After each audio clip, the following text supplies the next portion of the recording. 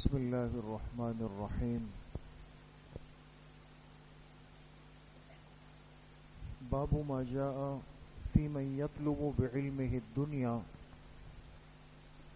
حدثنا أبو الأشعث أحمد بن المقدام العجلي البصري قال حدثنا أمية بن خالد قال حدثنا إسحاق بن يحيى بن طلحة قال حدثني ابن كعب بن مالك عن أبيه رضي الله تعالى عنه قال سمعت رسول الله صلى الله عليه وسلم يقول من طلب العلم ليجاري به العلماء أو ليماري به السفهاء ويصرف به وجوه الناس إليه أدخله الله النار. حدیث پاک کے درس میں بات چل رہی تھی علم سے متعلق، علم نبوت، علم وحی، جو اللہ پاک کے خزانوں کی بہت بڑی نعمت ہے، اور پھر دین کا ضروری اور بنیادی علم سیکھنا چونکہ ہر مسلمان پر فرض ہے، لازم ہے. تو ایک بندہ علم حاصل کرے، کیوں کرے؟ اتنا وقت دے، اتنی محنت کرے، اتنے سال لگائے، اس حصول علم کا مقصد کیا ہے؟ اس کے حاصل کرنے میں اس کی نیت کیا ہونی چاہیے؟ اس کے پیش نظر کیا ہو؟ حدیث پاک میں اللہ کے پاک پیغمبر جناب رسول اللہ صلی اللہ علیہ وسلم نے بڑی سخت وعید بیان فرمائی ان لوگوں کے لیے جو اتنا مبارک علم حاصل کرے لیکن نیت ان کی فاسد ہو، نیت غلط ہو.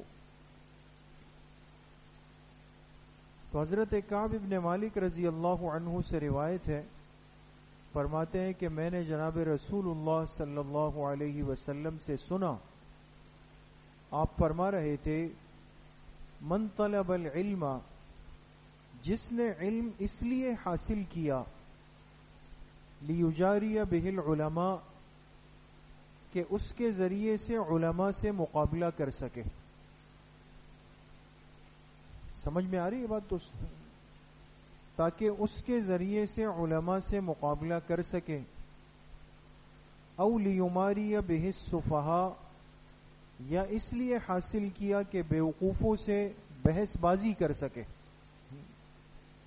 وَيَصْرِفَ بِهِ وُجُوهَ النَّاسِ إِلَيْهِ، یا اس لیے حاصل کیا کہ اس کے ذریعے سے لوگوں کی توجہ اپنی طرف پھیر سکے.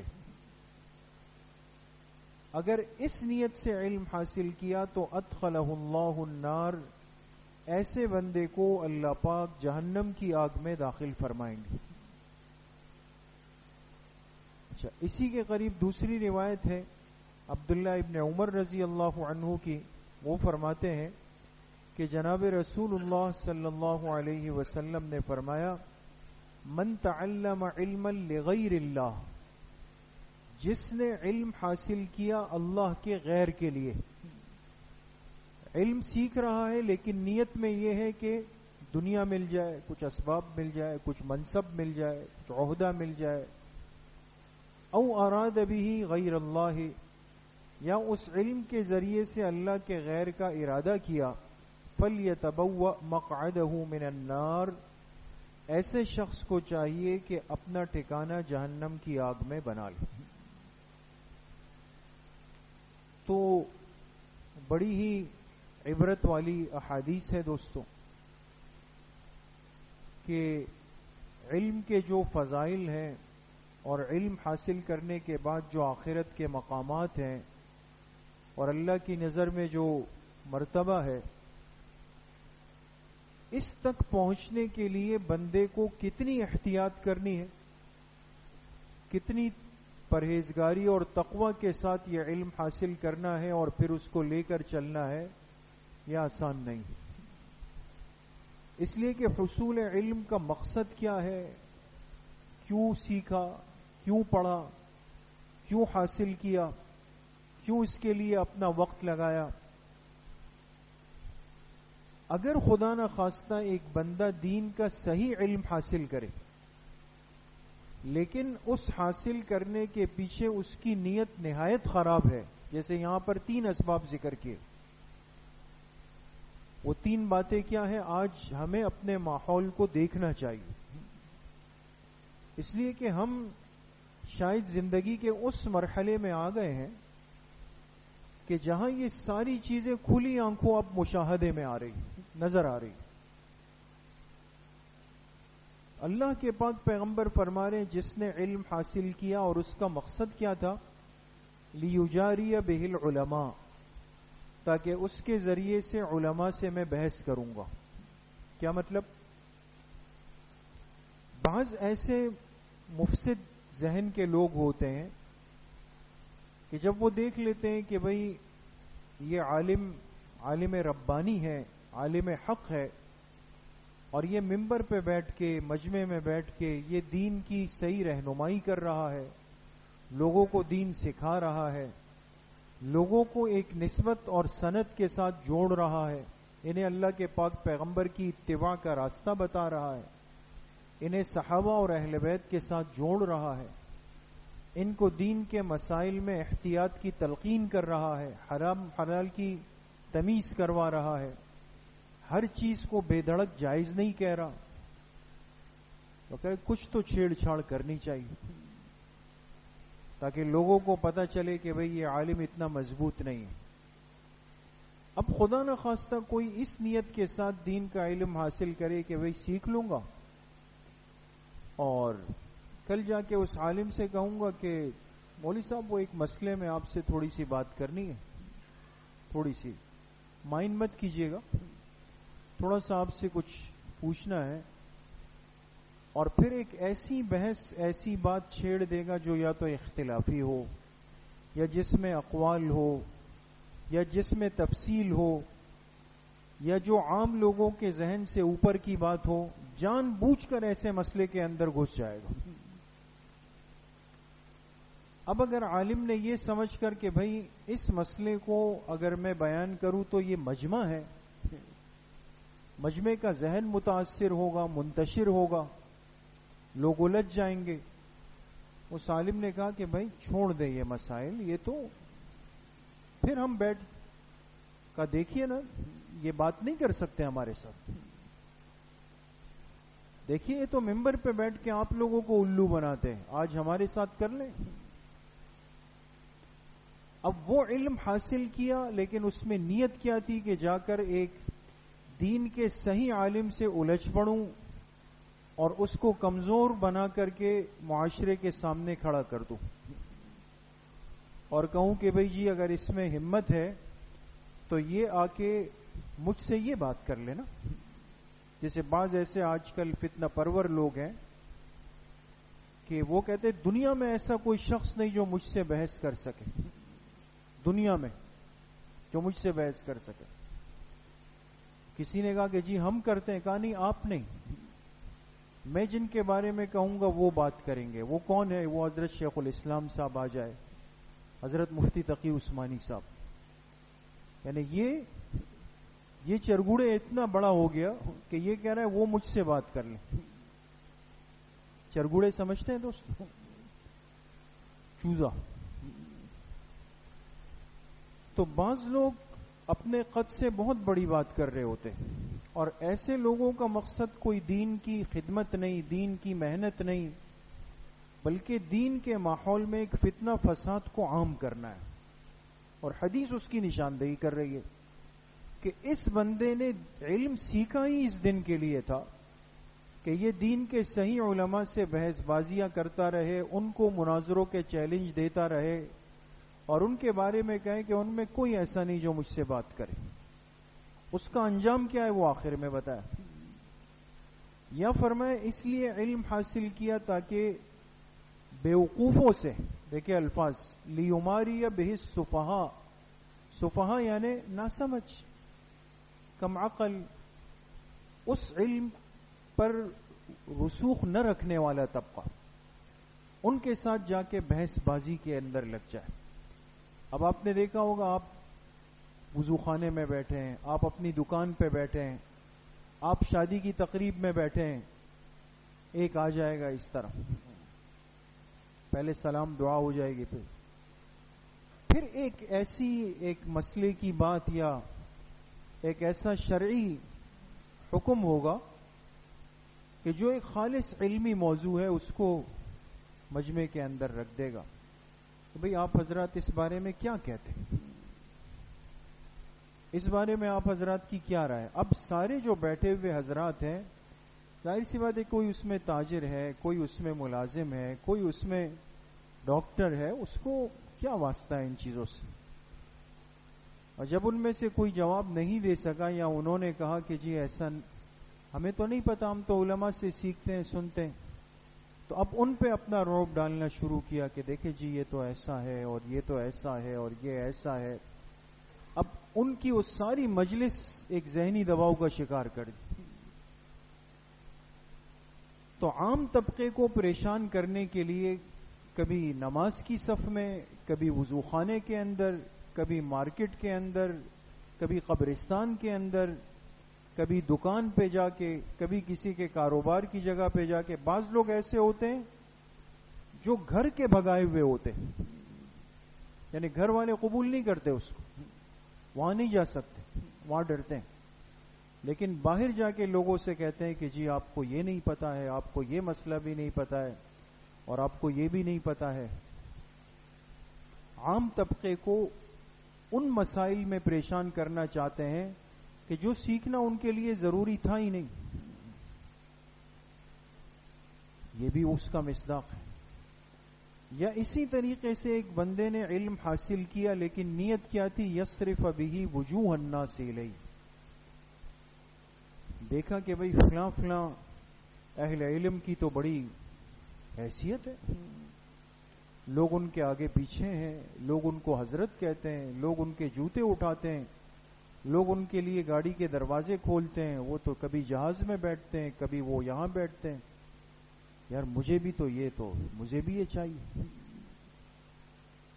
اب لوگوں کی توجہ جس طرح ان حضرات کی طرف ہے، صرف اس نیت سے یہ بندہ علم حاصل کرے کہ کل میں جاؤں تو میرے وجود سے بھی لوگ کہیں کہ ہاں بھئی حضرت آ گئے، بھئی ماشاءاللہ حضرت آ گئے، استقبال ہو جائے، یا میرے لیے بھی لوگ کھڑے ہو جائیں، میرے بھی خدمت ہو جائے.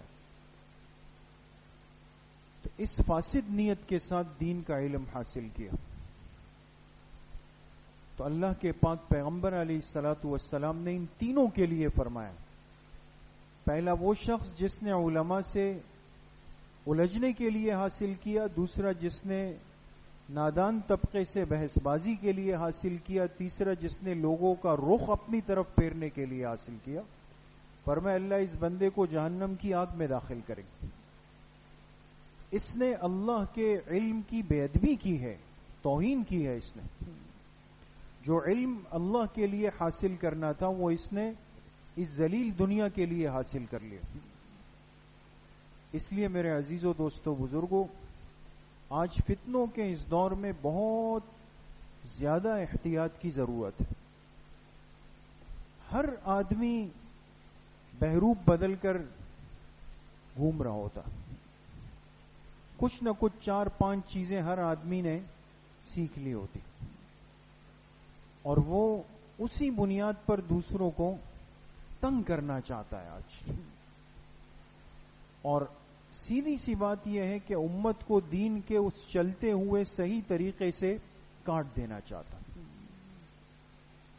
اور اپنی ذات کی حیثیت، اپنی تعریف، اپنا تعارف، اپنا وجود، اپنا نام وہ ذہنوں پہ مسلط کرنا چاہتا. یہ اس آخری وقت کے بہت بڑے فتنے ہیں دوستوں، چھوٹے فتنے نہیں ہیں، یہ بہت بڑے فتنے ہیں. اس لیے دین کا علم حاصل کرنے والا وہ فضائل کو اس وقت پاتا ہے جب وہ ساری احتیاطیں کرے گا دوست. اس لیے ہمارے مدارس کے اندر جب تعلیمی سال شروع ہوتا ہے نا، جیسے ابھی شوال میں شروع ہوا، تو ہر سال اساتذہ کیا کرتے ہیں، طلبہ کو بٹھا کے ان کو نصیحت کرتے ہیں، سمجھاتے ہیں، حقیقت بتاتے ہیں ان کو.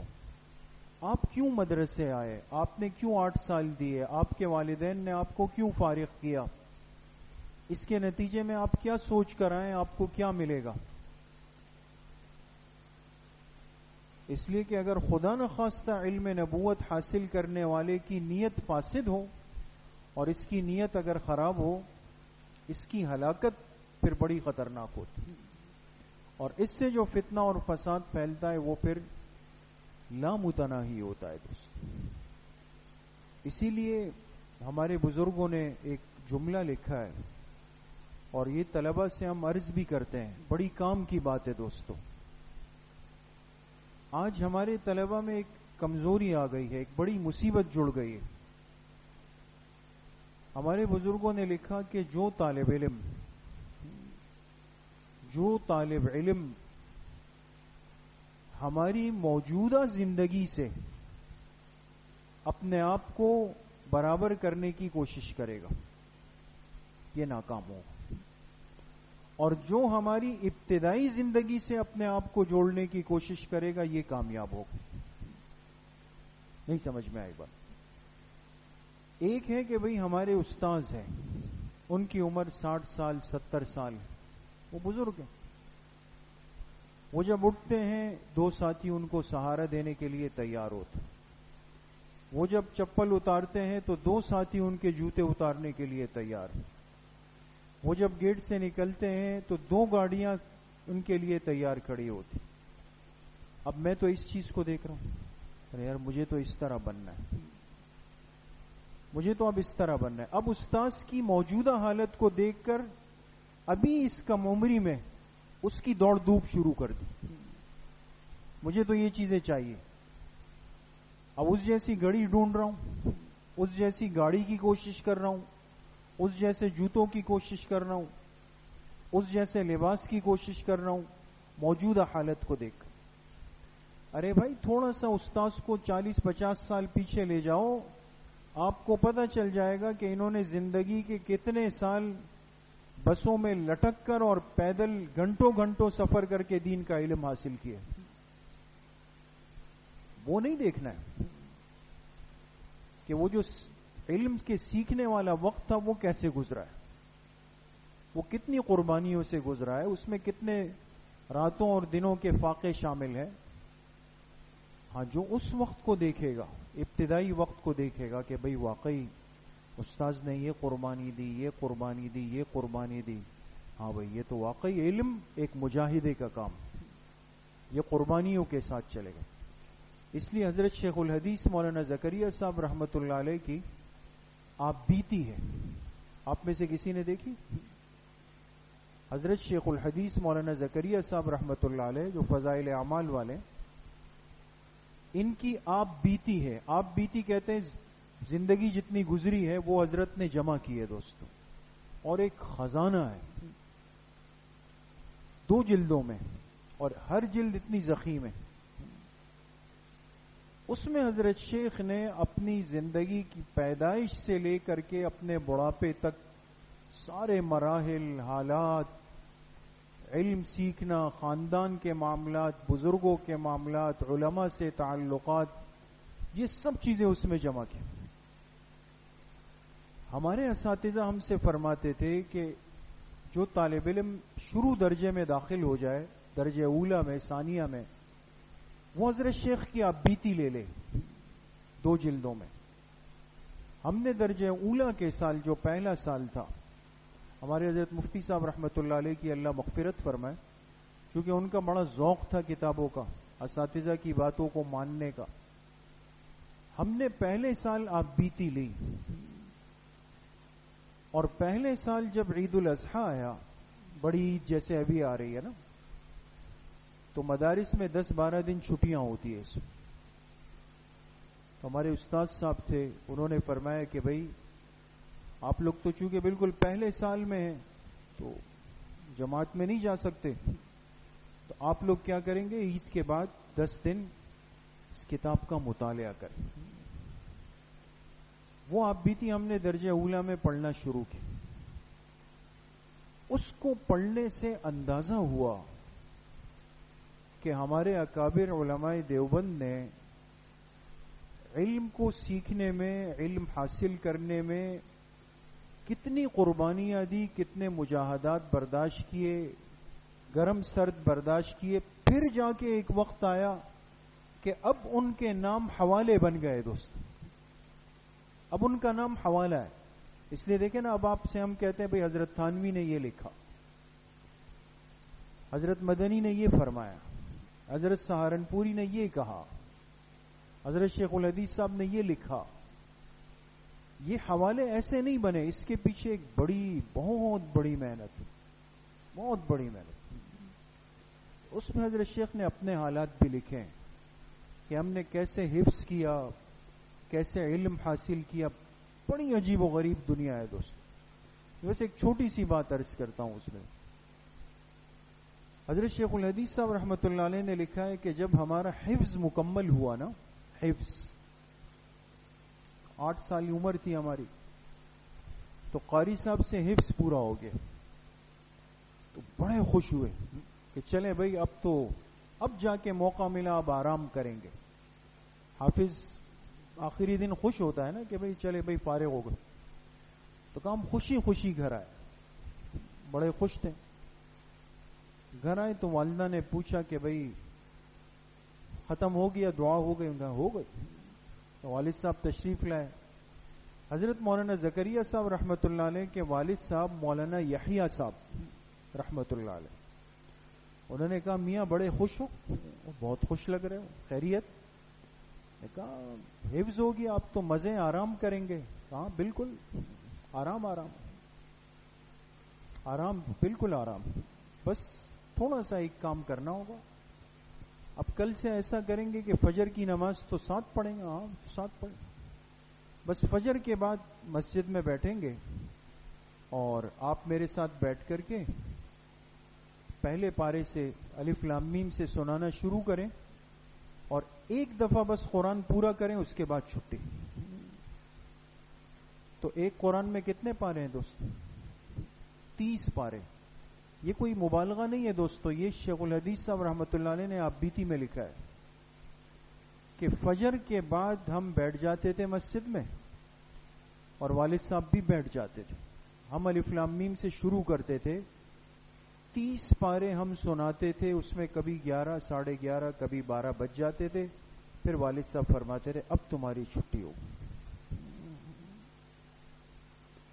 آج جا کر کے اب یہ اللہ پاک نے اتنی قبولیت دی کہ اب ان کا مجموعہ، ان کی فضائل اعمال وہ دنیا کی ہر اہل حق کی مسجد میں تعلیم میں.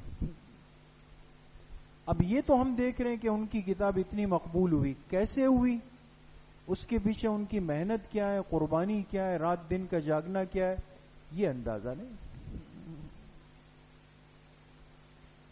اس لیے اکابر کی موجودہ حالت کو دیکھ کر کے اب وہ ہو بھائی ان کے پاس تو یہ پروٹوکول ہے، ان کے ساتھ تو یہ سیکیورٹی ہے. اب ہم لوگ اس کو دیکھ کر رال ٹپکتی ہے، پھر باتیں کرتے ہیں. اب آخر کی عمر کے 4-5 سال وہ بیچارے مجبوری میں یہ چیزیں مل گئی. باقی جو 50-60 سال انہوں نے جو خواریاں برداشت کی، جو وظیفے محلوں سے جمع کر کے کھانے کھائے، اساتذہ کے ڈنڈے کھائے، مرغے بنے، وہ کسی وجہ نہیں. اس لیے علم تو ایک قربانیوں کا تسلسل ہے دوست. یہ بڑی محنت سے آتا ہے اور جتنی محنت سے آتا ہے اتنا مضبوط ہوتا ہے، اتنے کام کے علماء تیار ہوتے اور پھر جا کے اللہ پاک ان کو فتنوں کے مقابلے میں کھڑا کر دیتا. اور خدا نخواستہ کسی نے شروع سے نیت خراب کی اپنی، نہیں مجھے تو راحت چاہیے، آرام چاہیے، پھر وہ یہ کرے گا، علماء سے بحث کرے گا، ناسمجھ طبقے سے الجھے گا، لوگوں کی توجہ اپنی طرف حاصل کرنے کی کوشش کرے گا.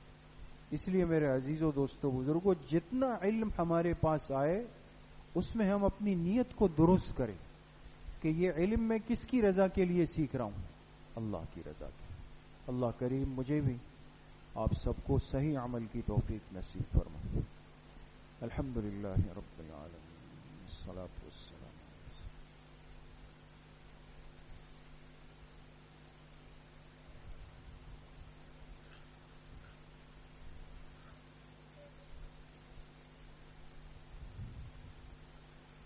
وصلى الله وسلم على نبينا محمد وآله وأصحابه أجمعين.